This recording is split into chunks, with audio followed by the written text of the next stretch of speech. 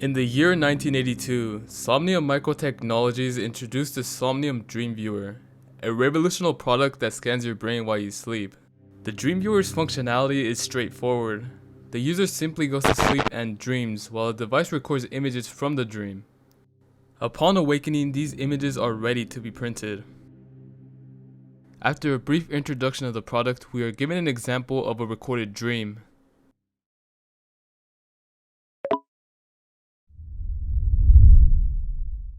Charles states he was walking through his hometown, but there was no buildings in sight. As he walked home, the sun set and the streetlights turned on. His house was still there, and as he came close, he saw a man walking down the middle of the road. His body was made of dark blue pieces of newspaper, and his eyes were lit like fluorescent light bulbs. As the man reached out to touch him, he awoke. This confuses me. Why would they include this as an example in their product overview? Charles' dream sounds like a nightmare, one that might reduce potential buyers. The product overview concludes with the section addressing common questions, with one of the questions being, why do I experience nightmares? It goes on to say, some unpleasant dreams are normal. When experiencing a nightmare, it's important to keep in mind that the things you are witnessing are not real. It's all in your head. If you experience an increase in the frequency of nightmares, stop using the DreamViewer. If the nightmares do not stop after you cease using the DreamViewer, call to speak to a licensed dream physician about dream suppressants. Make sure to call immediately. As they answer this question, there's an interference that reads, we are trapped with you in your mind, waiting for you to return. While the exact meaning of this statement remains unclear, their answer suggests that the DreamViewer might have a flaw that leads to frequent nightmares.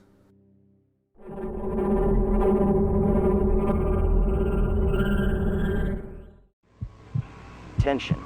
If you or a loved one was diagnosed with sleep paralysis, night terrors, waking dream hallucinations, permanent nightmare syndrome, or any nightmare-related disorder, in conjunction with use of the Somnium DreamViewer or other Somnium Microtechnologies products, you may be entitled to financial compensation. The rise of nightmare-related disorders in this country in recent years has only worsened.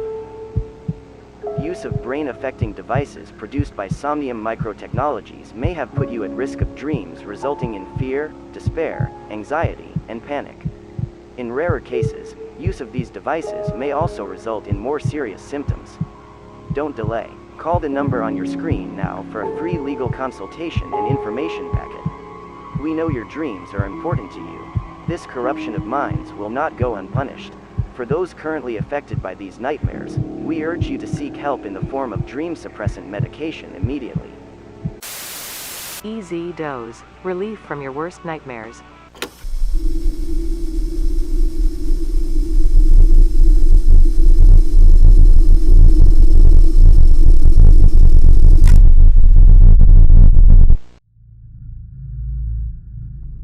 There's a lot to discuss here.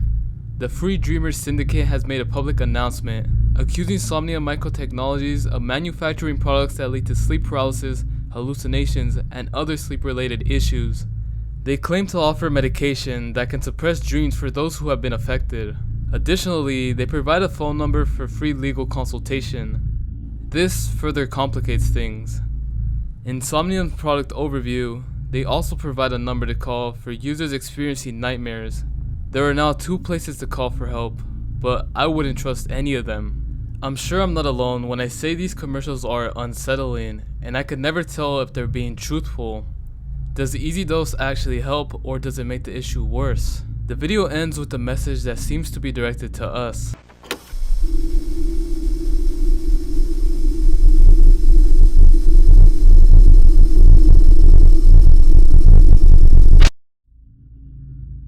It's hard to make out, but this is what I believe it reads. Like dogs, they followed us home. Now the house is theirs. A house that will never be healed.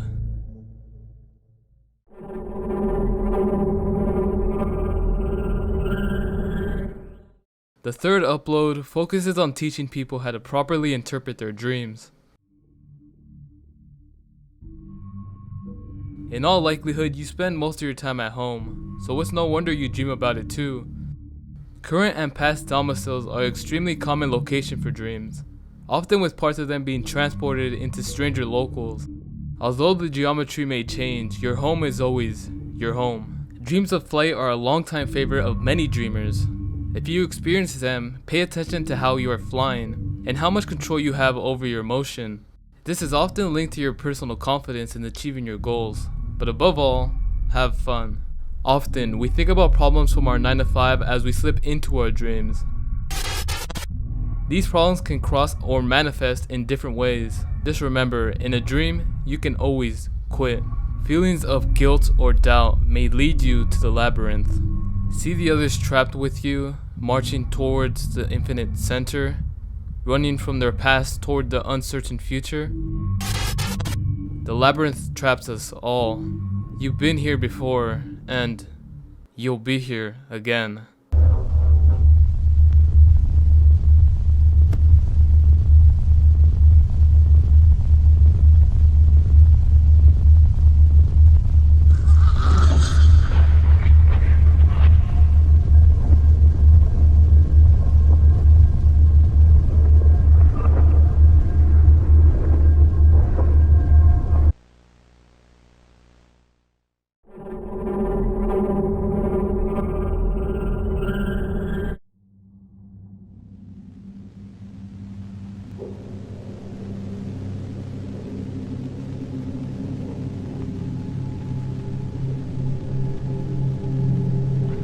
Mommy.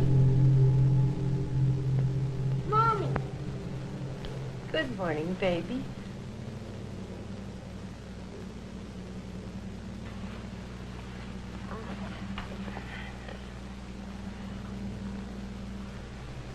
Mommy, I had a bad dream last night. Oh, baby. Daddy's still asleep.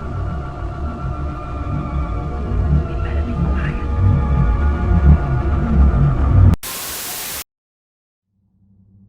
The Free Dreamer Syndicate has produced a commercial aimed at connecting with those who are suffering from waking dream hallucinations. It features statements from Marco, Elena, and Carol.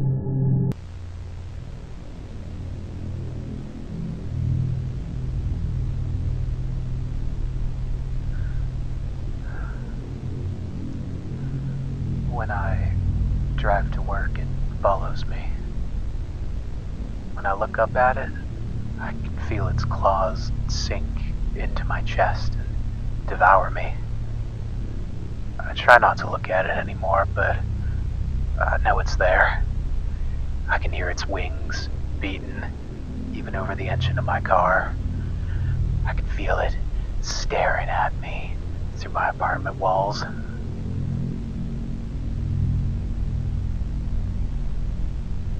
I see it every day, somewhere in the corner of my eye. At the store, I'll see it slither past the end of the aisle as I turn the corner. In the car, I'll see it in the rearview mirror, curled around my headrest.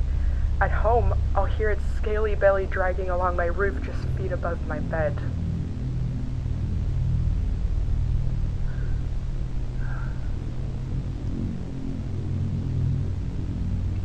My husband tries to get me to open the front door sometimes. He'll be home from work, bringing back groceries, or trying to see the kids again. He'll scream, cry, plead, even fly into a rage when I don't answer him for hours. I don't look through the peephole anymore. I know it's not him. I buried him last year. Do these stories sound familiar? If you or a loved one suffers from waking dream hallucinations, there is help. Special medical facilities for those suffering from waking dream hallucinations are available at no cost in many major American cities. These facilities can help prevent the spread of the disease and the suffering that it brings. Remember, the entities that you see are not real. They cannot hurt you as long as you don't believe in them. We urge you to refer anyone you suspect of being afflicted by these hallucinations to this number. Call now for a free consultation. There's no obligation, and we can provide transport and other accommodations to help us manage this condition. Don't show fear. get help today.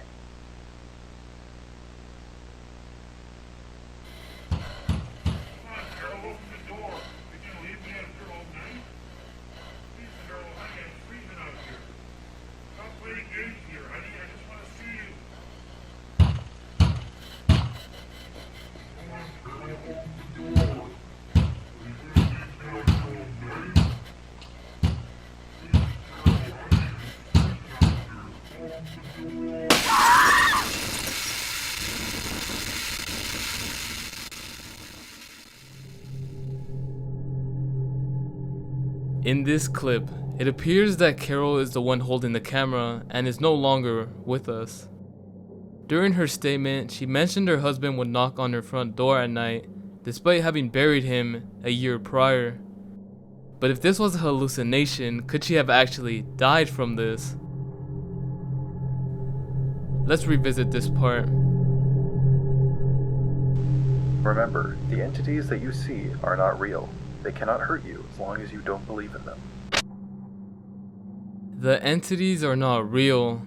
They cannot hurt you as long as you don't believe in them. Considering this statement, there's two possible explanations. Firstly, Carol may have genuinely believed that the hallucination was real, and this belief eventually took its toll on her. Alternatively, it's possible that the longer one experiences waking dream hallucinations, the more susceptible they are becoming consumed by them. It's worth noting that Marco and Elena, who are significantly younger than Carol, had experiences spanning only 4 and 7 months, respectively.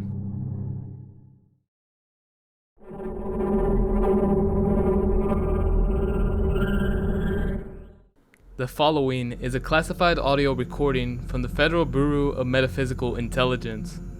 The recording features Cole, a freelancer who follows a nocturnal schedule. Driven by curiosity, he acquired the DreamViewer device. During his dreams, Cole noticed a reoccurring object. I stood and peered through the glass. Outside, I saw a shadowy door standing on the other side of the cave. At first, I couldn't make out a single feature, just a black rectangular shape, but as I stared, I could pick out more and more details in its presence. It shook me to my core. Its frame consumed my entire vision. It was something that somehow I knew was there before, but I had never truly seen. Its perspective was off, its corners bent the wrong way. Something about it was just wrong. On another occasion, he encountered the door once again, but this time he walked through it. After describing the pain he experienced, he abruptly woke from the dream. Once my eyes adjusted to the light and I could recall how to move my body, I checked my computer's calendar. It had only been 7 or 8 hours since I had fallen asleep. Everything was just as I had left it. That was last week. Since then, I haven't been sleeping. I don't want to go back there. The caffeine pills are keeping me going fine enough, but my headache is getting worse and worse. I can barely concentrate, and as I look over at my bed, part of me is begging to slip under the sheets and rest, but I just can't do it. I know I can't keep this up much longer, but 3 days ago, I saw it in the corner of my eye in my living room. When I tried to look directly at it, it disappeared just as quickly, but since then, it's been showing up more and more, and now it doesn't go away when I look at it. I can see it now. It's on the far wall of my bedroom. It's like a monolith carved out of pitch black sky. I can see the frame now, and the handle. I don't know what's going to happen. I think this is the only way to end this. I have to go through again. I have to go through.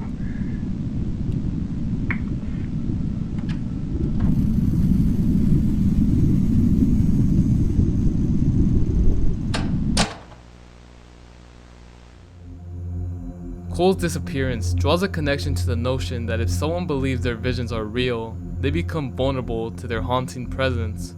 This notion is supported by what he says at the beginning of the recording.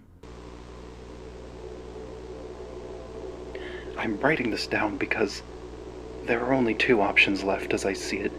Either I'm going crazy and need to be committed immediately, or the things that I'm seeing are real. And I'm not sure what happens then. I'm not sure who to turn to or if anyone will believe me, but this feels real. I'm afraid, but I know what's real. And I need to know that someone else will know what's going on, no matter what happens to me.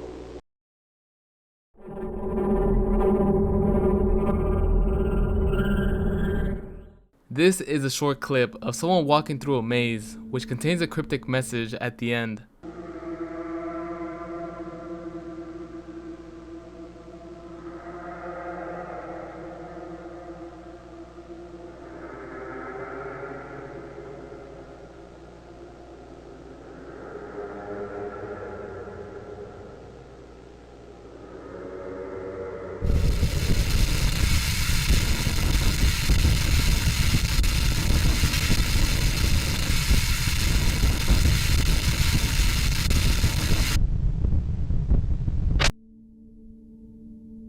The message is encoded in a mirror cipher, where each letter is reversed to its corresponding position in the alphabet.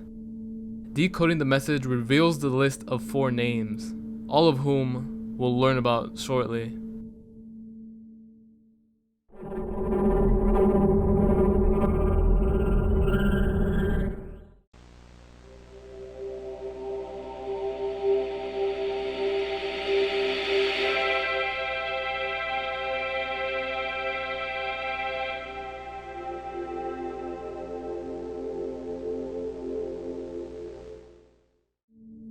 Somnium Microtechnologies was established through the collaboration of 5 laboratories, each owned by 4 researchers.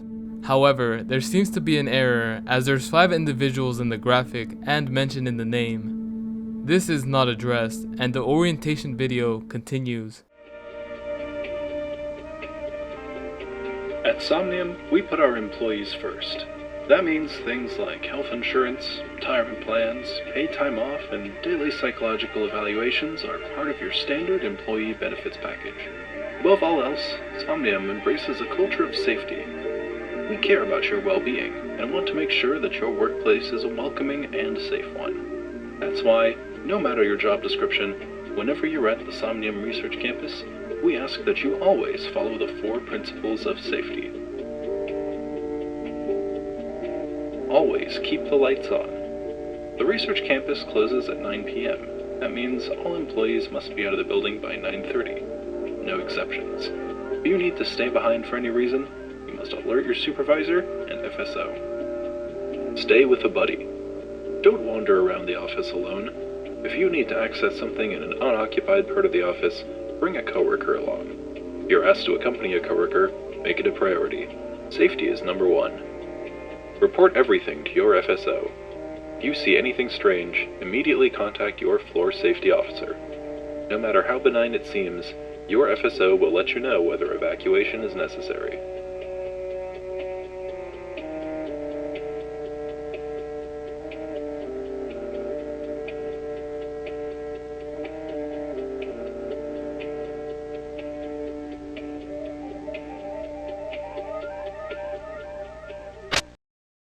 During this segment of the video, things get strange, and I recommend you pay close attention.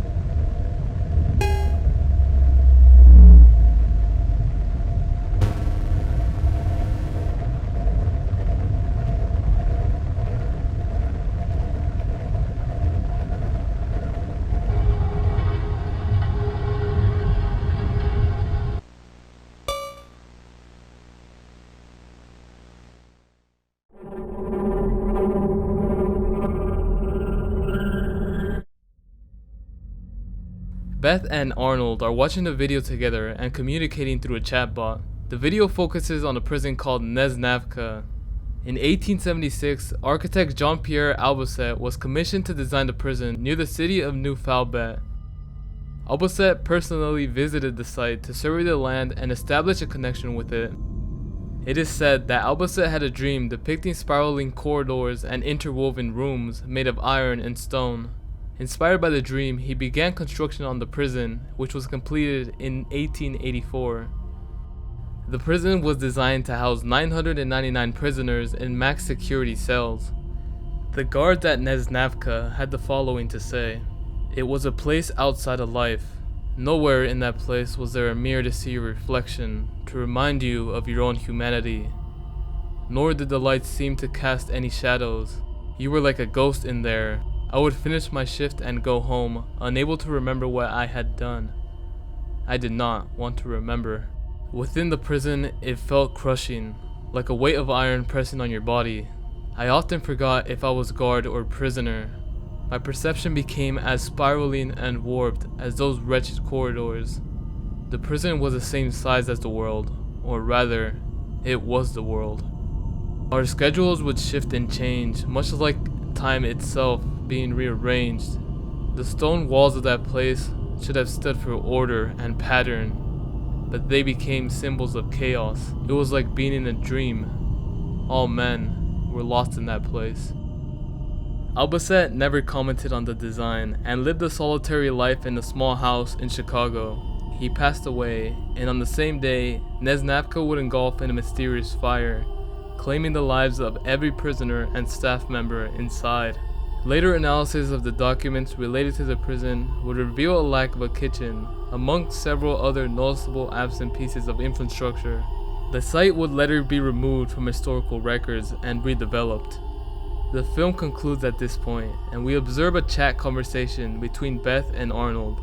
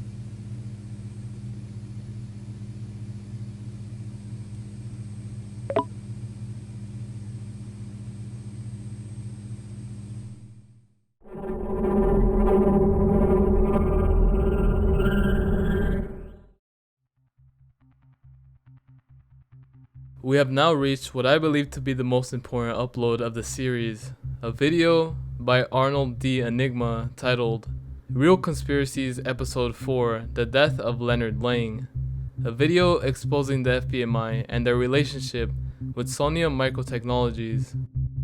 The FBMI was established in 1946 with the primary mission of protecting the American people from paranormal threats, and the secondary mission of harnessing those threats for their own benefit.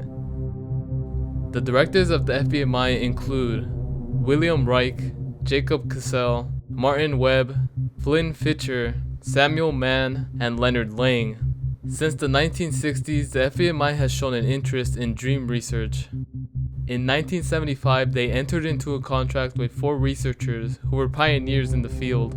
After the contract ended in 1980, these researchers formed Somnium Microtechnologies as an independent corporation.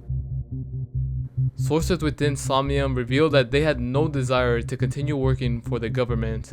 Somnium founder Dr. Robert Fowler mentioned in a memo to a colleague that the FBI was relentlessly pursuing their new dream imaging technology. In November 1980, 3 individuals identified as Lloyd, Powell, and Parker were apprehended by Somnium Research Campus security while attempting to gather sensitive documents and install wiretapes. They were later discovered to have been hired by the FBI. Over the following weeks, all 3 individuals developed severe hallucinations and shared delusions involving a 4th burglar, despite both Somnium and the FBI denying the existence of a 4th person. The mental condition of the burglars were never linked back to Somnium, and the incident received minimal media attention before being covered up by both parties. In December 1980, leaked meeting transcript revealed that the entire FBI board of directors had started experiencing consistent nightmares. On December 21st, FBI Director Leonard Lang summoned Dr. Robert Fowler to a private meeting at his Richmond home. The details of the meeting remain disclosed, but according to Lang's personal journal, he confronted Fowler about the nightmares and asked if they could be stopped. Fowler left without providing an answer. The following day, Leonard Lang was found dead in his attic. Robert Fowler denied attending the meeting, and multiple witnesses confirmed his alibi, stating that he had not left the Somnium Research Campus in New Faribault for weeks. Security footage also showed no evidence of an intruder entering Lang's home. Investigators quickly ruled, despite leaked autopsy records indicating severe spinal damage, he was given a closed casket funeral. As a result, the FBI backed down from further scrutiny of Somnium Microtechnologies, and Ann Boyle was sworn in as the FBI director in January 1981.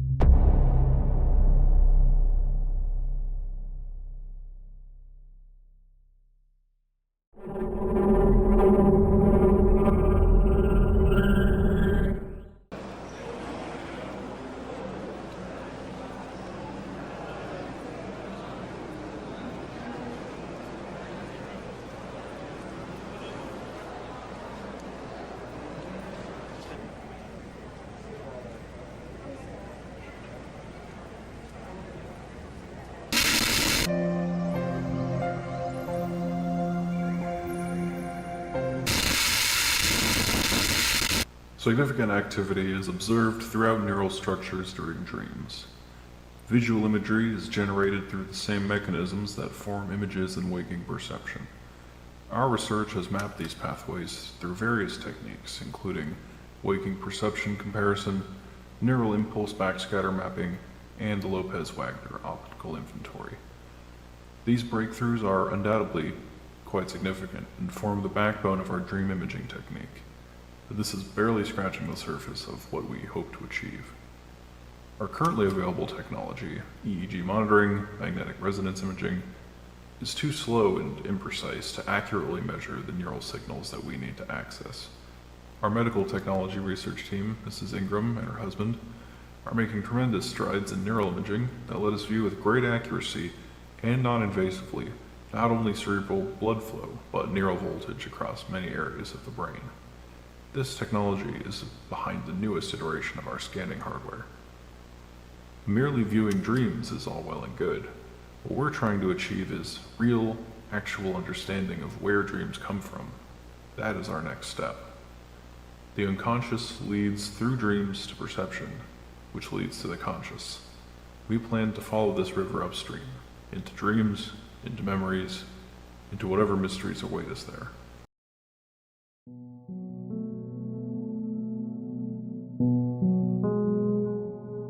It seems that Somnium Microtechnologies has managed to thrive despite events surrounding the FBI and Leonard Lang's death.